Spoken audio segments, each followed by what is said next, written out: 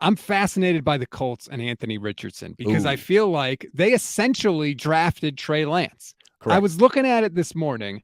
Let me throw this up here if you can see it if you're watching on YouTube. Their college stats are crazy similar. Trey Correct. had 17 starts, Richardson had 13. Trey Mhm. had 318 pass attempts, Richardson had 347. Trey had a That's the better key. That's the key right there. But we can keep going. But that's key. I mean, fewer than 350 pass attempts, and you went top five. Like those are the only two guys. But keep going. right. Yeah. Trey's completion percentage 65, Richardson 54. They've had basically the same amount of passing yards. Trey had a little more. 30 touchdowns passing for Trey, just 17 for Richardson. And Richardson had 11 picks. Of course, Trey only had the one. Of Trey course, had, Trey played FCS. Richardson played SEC. Of course. right. That Yes. was the big, I was going to mention that at the Right. end. The level of Yes. competition for Right. Richardson, way better. Couldn't be Way any better. different. Yeah, any more But different. Yeah. they're pretty similar. And The yet resumes are. everything you hear out of the Colts is we're going to play this guy. We're going to Mhm. let him learn and grow. It's okay if we struggle a little bit. And I just am We're going to be fascinated. patient. Yeah. Right. And because I feel like in 2 years after the Colts draft Anthony Richardson, he's going to be in such a better place than Trey Lance is after 2 years with the 49ers. It's not even going to be close. And I feel like the Colts are going to do everything that the Niners should have done with Trey Lance. Absolutely. And I think it's so funny. Like the questions for the Colts, you don't bring up Trey Lance explicitly, but it's all implied. Like, why would you do this given what a miserable failure, not Trey Lance has been, but the not how this hasn't worked out for the Niners. If the Niners couldn't figure this out, and they're a great organization, why would you think you could figure this out? And they're like, oh, because we're actually going to play the guy. Whatever the Niners plan was, like, hey, all credit to them for building that team, but that was stupid. We're going to do the exact opposite. We're going to play him and be patient, which is the two things the Niners weren't. They didn't play him. They judged him on his first impression, and I guess it wasn't what they wanted. And now they're pushing him out the door for his third string, for his not even his backup, his third stringer. So, yeah, that's where it's like, yeah, okay, our guy's more athletic than Trey, and Yes, we are going to take the exact opposite approach. And I think that's pretty funny. And who's their head coach? Shane Steichen. And guess Yeah, the what guy. offense he just led? The offense the Philly. Niners wish they could be in the Philadelphia Eagles. If you remember a couple months ago when I was saying that I would be okay with trading Kyle Shanahan, and people were like, okay, well, who would you get to replace him? I said Shane Steichen. Not that I know he's going to be a great head coach, but I just like the offense he runs. And now like his plan for Anthony Richardson warms my little heart. Like I was like, oh my God, he could have been Trey Lance's coach. He's from Sacramento. He's from out here. I mean, hey, I understand not getting rid of Kyle Shanahan. He's good for the brand and all that. It has success, but just you might want to monitor what's going on in Indianapolis because that could be happening here. The guy coached Jalen Hurts and Justin Herbert, and now he's coaching Anthony Richardson. He knows how to coach up a dual threat quarterback. We've seen a great. But so does Kyle. So does Kyle. He's great. Yeah. Sorry. Official B&A Music says Jed will take the undrafted free agents to Bakersfield. Well done. Shout out to Valerie. He doesn't know where Bakersfield is. He doesn't know where Bakersfield is. All right, it's all right. You don't want to know. No, I take it back. People live in Bakersfield. I take it back. I've never been to Bakersfield. New member on the channel, Valerie. Thank you very much. She says, I enjoy the takes from both of you. Everything is not always rosy in Santa Clara. No, it is. If you I go feel like there, it's rare so many that roses. It's rare that we both get compliments. I know. It's usually just you. Well, no, unless they want to insult me and then they say I'm the baby Cohn. How do you feel about that? Nice. That's not nice. That's not nice. So, also, yeah, it is actually kind of nice. I'm going to be fascinated by what the Niners do with Trey Lance this year and what the Colts do with Anthony Richardson, because I think that they're going to have the right approach. And I know everyone's going to say, well, Super Bowl window. The truth is, if you don't have a quarterback, you don't have a championship window. You have a maybe we can get to the Super Bowl window, but you don't have a win the Super Bowl window. And that's the whole point of this damn thing. Also, if you take a quarterback like Richardson or Lance, and your plan is to sit him and get him ready on the bench because your team is too good, like you should never take that guy. Like that's Right. what that plan doesn't work. So the Niners never should have taken Trey Lance. If you didn't, because the book on him, it even says it on his NFL.com profile, like a personnel executive for an AFC team said, he needs an offense tailored to what he does best, and you have to be really patient with him. The Niners didn't have the patience. You had to be patient. They were like, no. He's going to be ready right away. No, absolutely not. 317 throws. No. And the Colts aren't saying that Richardson's going to be ready right away. They're saying it's okay.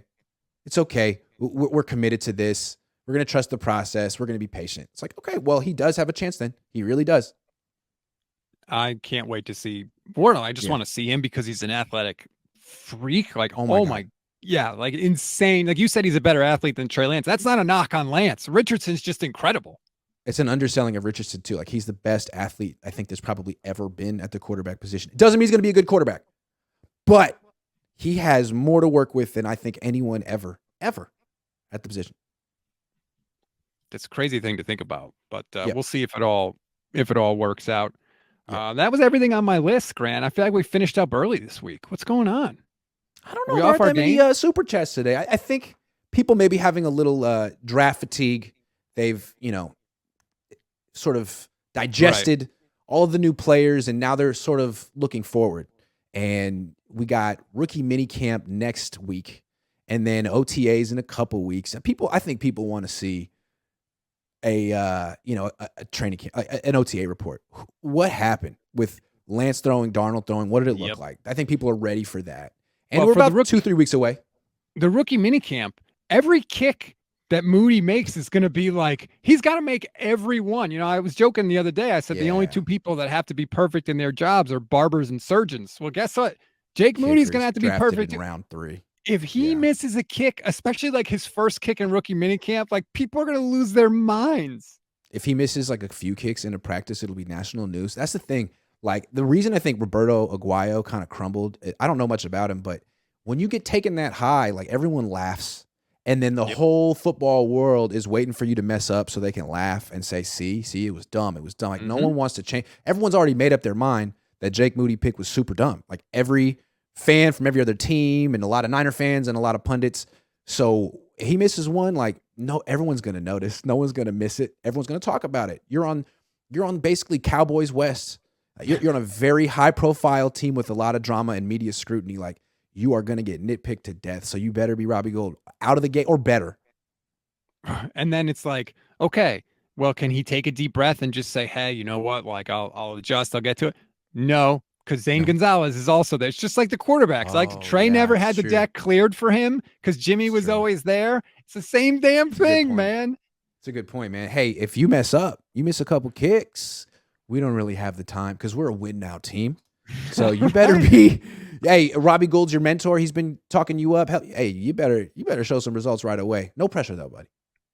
It's a weird. I don't like how they do that sometimes. Like, damn, man, just let somebody live for a little bit. Also, I think it might be a little bit of a comment on how they build their team. They build their team backwards. They don't get the quarterback first. They don't get the offensive line first. They build everything else, and then they want to insert the quarterback last. And they think that's the right way to do it.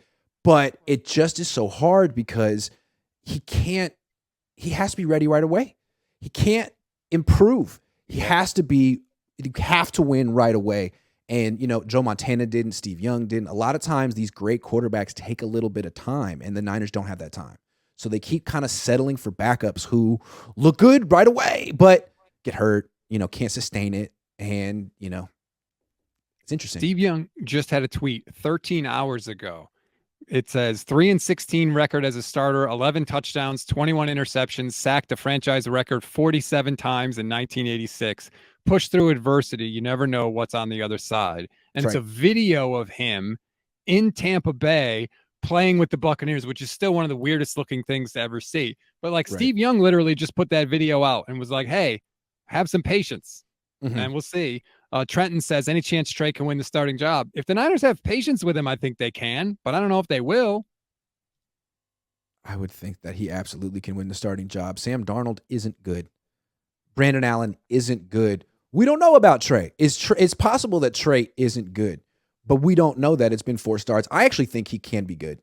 So I think he's going to win this competition. We'll see. And also, I think he's going to win this competition straight up. That's your official prediction.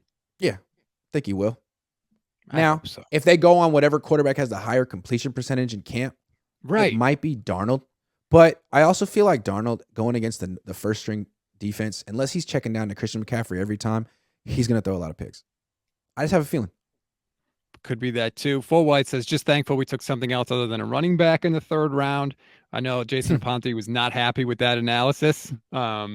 But some people think that way. I mean, just because they've had bad third round picks in the past doesn't mean they're always going to have bad third round Jason picks. wanted a running back?